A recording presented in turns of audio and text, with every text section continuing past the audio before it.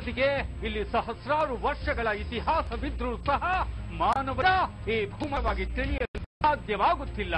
ಇಲ್ಲಿ ಪ್ರತಿಕ್ಷಣ ಪ್ರತಿದಿನ ಹೊಸ ಹೊಸ ಪ್ರಶ್ನೆಗಳು ಉದ್ಭವಿಸುತ್ತವೆ. ಅಂತಹ ಪ್ರಶ್ನೆಗಳಿಗೆ ಮುಂದಾದಾಗ ಹೊಸ ಹೊಸ ಅಚ್ಚರಿಗಳು ಬಯಲಾಗ್ತವೆ. ಅಂತಹ ಅಚ್ಚರಿಗಳು ಇಡೀ ಮನುಕುಲವನ್ನ ಚಕಿತಗೊಳಿಸುತ್ತವೆ. ಹಾಗೆ ಇಡೀ ಮನುಷ್ಯ ಸಂಗತಿಯೇ ನಮ್ಮ ಇಂದಿನ ಹಿಗ್ಗು ಮುಂದೆ ಬಯಲಾಗೋ ಅಚ್ಚರಿ ಮಾನವನನ್ನ ಚಕಿತಗೊಳಿಸೋದಾದ್ರೂ ಹೇಗೆ? ಅಂತಹ ಅಚ್ಚರಿಗಳ ಹಿಂದಿನ ರಹಸ್ಯವಾದ ಏನು? ಅಷ್ಟು ರಹಸ್ಯ ಹುದುಕೊಂಡಿರುವ ಎಂತಹ ಅಚ್ಚರಿ ಬೇಕಾದರೂ ವಿಚಿತ್ರ ಬೇಕಾದರೂ ನಡೆಯಬಹುದು. ಇಂತಹ ಮಾತುಗಳು ಕೇವಲ ಮಾತು, ಬದಲಿಗೆ ಹಾಗೆ ನಡೆದಂತಹ ಹಾಗೆ ನಡೆಯುತ್ತಿರುವಂತಹ ಸಾಕ್ಷಿಗಳು ನಮಗೆ ಈ ಭೂಮಿಯ ಮೇಲೆ ಸಿಗುತ್ತವೆ. ಅಂತಹದೊಂದು ಜೀವಂತ ಸಾಕ್ಷಿಯೇ ಜನರ ಕುತೂಹಲವನ್ನ ಕೆರಳಿಸುತ್ತಿರೋ ವಿಸ್ಮಯಕಾರಿ ಬೆಟ್ಟ.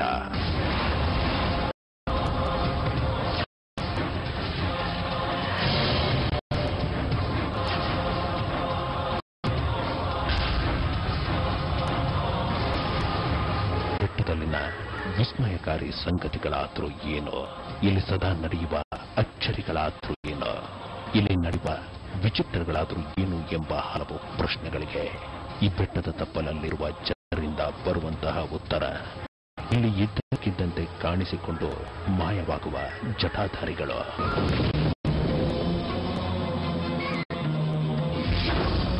ವಿಶೇಷವಾದ ಘಂಟಾನಾದದೊಂದಿಗೆ ಈ ಬೆಟ್ಟದಲ್ಲಿ ಇದ್ದಕ್ಕಿದ್ದಂತೆ ಕಾಣಿಸಿಕೊಂಡು ಮಾಯವಾಗೋ ಜಟಾಧಾರಿಗಳನ್ನ ನೋಡಿ ಇಲ್ಲಿಗಾಗಲೇ ಬಹಳ ಹೆದರಿ ಬೆಟ್ಟದಿಂದ ಓಡಿ ಬಂದಿದ್ದಾರೆ.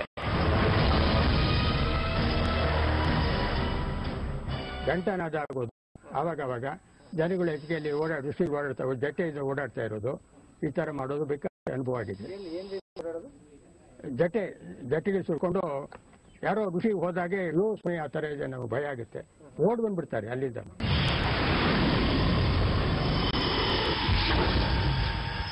ಇವರ ಹೆಸರು ಮುನಿಸ್ವಾಮಿ ಅಂತ. ಅದೊಂದು ದಿನ ಇವರ ಸಂಬಂಧಿಕರ ಮಗನನ್ನ ಬೆಟ್ಟಕ್ಕೆ ಕರೆದುಕೊಂಡು ಹೋದಾಗ ಒಂದು ವಿಚಿತ್ರ ಎದುರಾಯಿತಂತೆ. ಆ ವಿಚಿತ್ರವೇ ಇದ್ದಕ್ಕಿದ್ದಂತೆ ಧ್ಯಾನ ಸ್ಥಿತಿಯಲ್ಲಿ ಕಾಣಿಸಿಕೊಂಡ ಓರ್ವ ಜಟಾಧಾರಿ.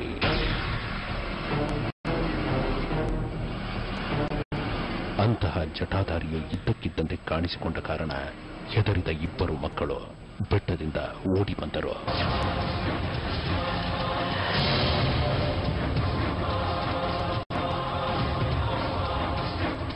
ಋಷಿ ಕುತ್ಕೊಂಡು ತಪಸ್ ಮಾಡ್ತಾ ಇದ್ರಂತೆ. ಹುಡುಗ ಹೋಗಿದ್ದು ಜೊತೆಯಲ್ಲೇ ಭಯ ಬಿದ್ದುಬಿಟ್ಟು ಅವರಿಬ್ರು ಬಂದ್ಬಿಟ್ಟಿದ್ದಾರೆ ನೋಡ್ಬಿಟ್ಟು. ಆಮೇಲೆ ನಮ್ಗೆ ನಾವು ಹೋಗಿ ನೋಡೋ ಅಷ್ಟೊತ್ತಿ ಯಾರು ಇರ್ಲಿಲ್ಲ ಅಲ್ಲಿ. ಇಲ್ಲ, ಈ ಊರೊಳಗಡೆ ಯಾರಿಗೂ ಕಾಣಿಸಿಲ್ಲ.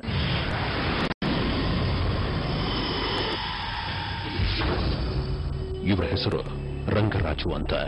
ಅದೊಂದು ದಿನ ಇವರು ಜೇನನ್ನು ಕೀಳಲು ಬೆಟ್ಟಕ್ಕೆ ಹೋದಾಗ ಒಂದು ವಿಚಿತ್ರ ಎದುರಾಯಿತು.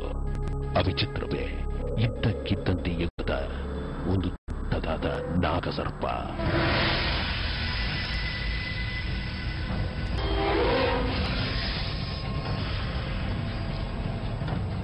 ಆ ಸರ್ಪವನ್ನು ಕಂಡು ಹೆದರಿದ ಇವರಿಗೆ ದಾರಿ ತಪ್ಪಿತು. ಭಯದೊಂದಿಗೆ ಒಂದು ದೊಡ್ಡದಾದ ಬಂಡೆಯನ್ನು ಹತ್ತಿದ್ರು. ಹಾಗೆ ಹತ್ತಿದ ನಂತರ ಒಂದು ವಿಚಿತ್ರ ಎದುರಾಯಿತು.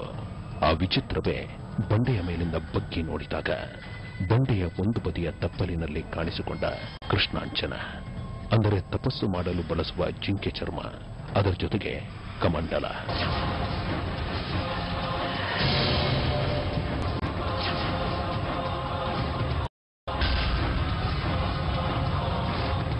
ಬಗ್ಗೆ ನೋಡುವೊಳಗೆ ಅಲ್ಲಿ ಒಂದು ಈ ಋಷಿಗಳು ಹಾಕೊಳ್ತಾರೆ ಚರ್ಮ, ಅದೊಂದು ಹಾಕಿದ್ರು. ಅದರ ಮೇಲೆ ಒಂದು ಚೆಂಬು.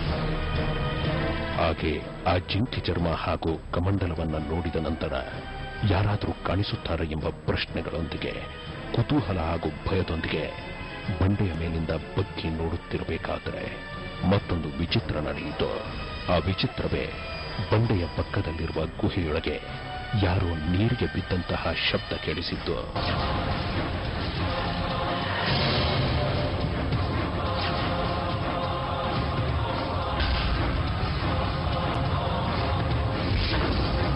ಅಂತಹ ಶಬ್ದವನ್ನು ಕೇಳಿದ ಕೂಡಲೇ ಇವರಿಗೆ ಒಂದು ವಿಚಿತ್ರ ಅನುಭವವಾಯಿತು.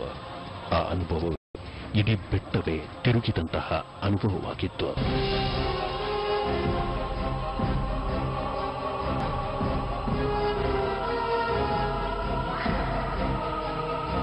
ಅಂತಹ ಅನುಭವ ಆದ ಕೂಡಲೇ ಭಯಭೀತಿಗೊಂಡ ಇವರು ಬೆಟ್ಟದಿಂದ ಓಡಿ ಬಂದು ಊರನ್ನು ಸೇರಿದ್ರು. ತದನಂತರ 16 ದಿನ ಜ್ವರದಿಂದ ಬಳಲಿದ್ರು. ಯಾಗಿದ್ದಾರೋ ಏನೋ ನೋಡಬೇಕು ನಾನು ಅಂತ ಸ್ವಲ್ಪ ಹಿಂದಕ್ಕೆ ಹೋಗಿ ಕೂತ್ಕೊಂಡೆ. ಕೂತ್ಕೊಳ್ಳಿಲ್ಲ, ಮೇಲೆ ಕೇಳಲೂ ಇಲ್ಲ. ಅಲ್ಲಿ ಬುಗ್ಗದೆ ದೊಡ್ಡ ಶಬ್ದ ಆಗೋಯ್ತು ಆ ಗರುಗಳೊಳಗೆ ಧುಮುಕದಂಗೆ.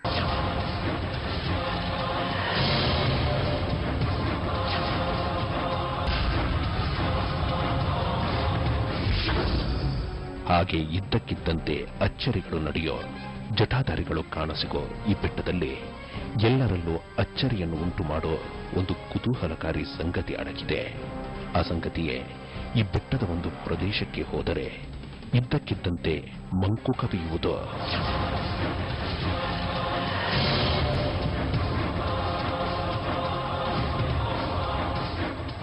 ಮಂಪರು ಬಂದಾಗುತ್ತೆ, ಎಂಥವ್ರು ಮಂಪರು ಬಂದಾಗುತ್ತೆ. ಮಂಪರು ಬಂದಾಗ ಆವಾಗ ಏನಾಗುತ್ತೆ ಅಂದ್ರೆ, ಹಾಗೆ ಆ ಬೆಟ್ಟದ ಒಂದು ಪ್ರದೇಶಕ್ಕೆ ಹೋದರೆ ಮೊದಲಿಗೆ ಮಂಕು ಕವಿಯುತ್ತೆ.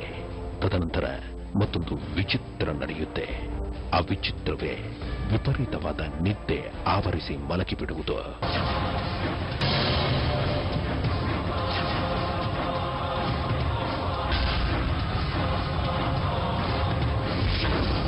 ಹಾಗೆ ಆ ಪ್ರದೇಶಕ್ಕೆ ಹೋದಾಗ ಮಂಕು ಕವಿದು ನಿದ್ದೆ ಮಾಡಲು ಆರಂಭಿಸುವ ಜನರಿಗೆ ಒಂದು ವಿಚಿತ್ರ ಎದುರಾಗುತ್ತೆ.